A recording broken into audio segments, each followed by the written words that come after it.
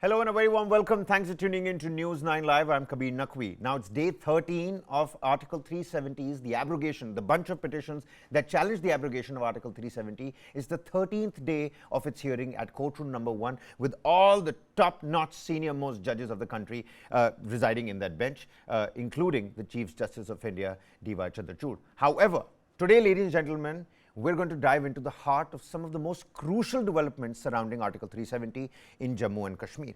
In our ongoing coverage of the Article 370, Day 13's hearing, it has brought to us a significant revelation. The centre has made the Supreme Court aware of its preparedness for Jammu and Kashmir's elections, and that particular aspect has taken centre stage as it informs the Supreme Court about its readiness to hold polls at any time. Now, the announcement is accompanied by the news that the voter list is nearly prepared as well, signalling a proactive stance towards the electoral process. Joining me on the broadcast is, of course, former Chief Election Commissioner, Dr. S.Y. Quraishi. A very warm welcome to you, sir. Would you like to throw some light on what primary factors lead to the State Election Commission and the Central Election Commission to come up with this decision of carrying out the election process? We've learned that stone pelting has gone down, sloganeering has gone down. What other factors might the agency look at? First of all, Mr. Nafi, let me clarify. We are talking of Vidhan Sabha election, I'm sure, at this point. So, therefore, State Election Commission doesn't come into the picture at all. And that is one confusion which many people, including the media, make. State Election Commission is only for Panchayat elections and municipal elections. Here it is the Election Commission of India.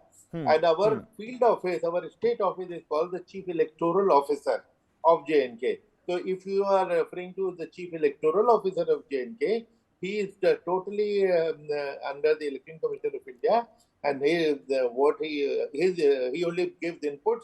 The decision is taken by the Election Commission of India sitting in Delhi. So, and with this clarification, I hope my understanding is fine that we are only talking of the... Right, absolutely. Yes, sir. Do go on. All right. Now, I was a party to the 2008 and 2009 elections. 2008 were state elections in J&K, 2009 were Lok Sabha elections.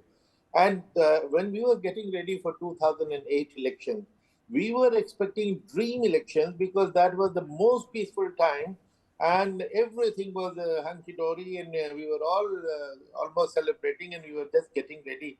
Suddenly, some very untoward incident happened when there was an attack on Amarnath Yatra. And that led to the extreme polarization of communities, polarization of the region, Jammu and Kashmir, Hindu, Muslim, the worst possible you can imagine. Then, as is our known practice, we went to the state, we go to every state before the election, when we are getting ready for the election, to get the views and opinions of the political party. Not all of them together, because then that will be chaotic. One party at a time, then we share with them our concerns, and we hear their concerns and wish lists and fears and everything.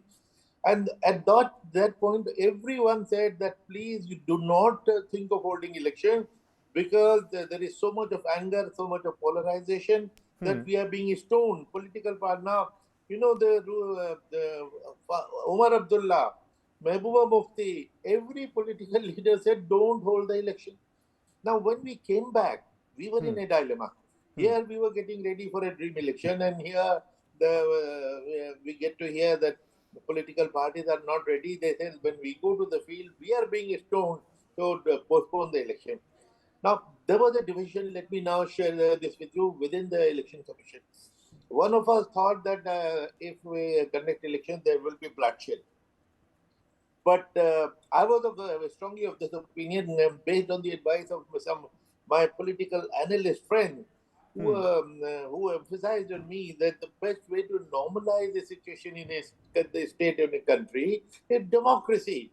Now, people were feeling very frustrated. They have their grievances, they have their problems, and they go to their elected representative to solve those problems. So where to go? There was no MLA, there was no MP. So therefore, holding election, taking a risk. Of course, it was risky, but we thought we'll take the risk. And as they say, God favors the brave. We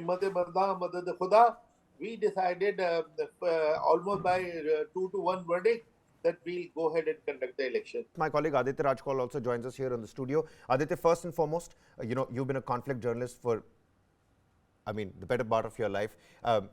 This recent observation by, the Supreme Court and the Solicitor General inside the Supreme Court is the 13th day of the abrogation of Article 370's hearing. What did you make out of this? Elections going to be soon. We're ready for it. It can happen anytime. Kabir, it's simple. One is that you are ready for elections, and one is that you will conduct elections. They've always been ready for elections, right? But I don't think elections are going to take place.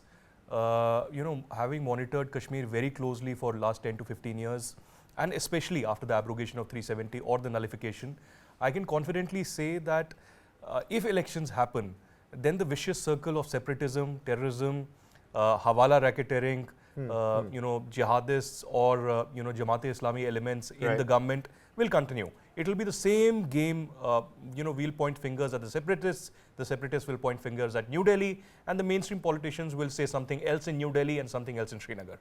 I think because of the larger debate around 370, perhaps the government wanted to convey to the Chief Justice and the judiciary that they are ready for elections. But that does not mean that the elections will take place in the 6 months. I'll tell you what will happen. We'll soon see Panchayati elections again. Last time it was around 2018 or 2019 that they were held. Perhaps for the first time in 30 years that Panchayati Raj system was adopted in Jammu and Kashmir. Post that, we'll have the urban body elections in Jammu and Kashmir. Today, there's only the Panchayati Raj and the urban body who are actually the kingmakers really of these districts in Kashmir instead of the MLAs or perhaps the MPs. So we'll have the Panchayati Raj system, we have the urban body elections, and then the focus will shift towards the general elections in 2024. So if you ask me today that when elections will happen in Jammu and Kashmir, it will either happen by the end of 2024 or in 2025, if at all.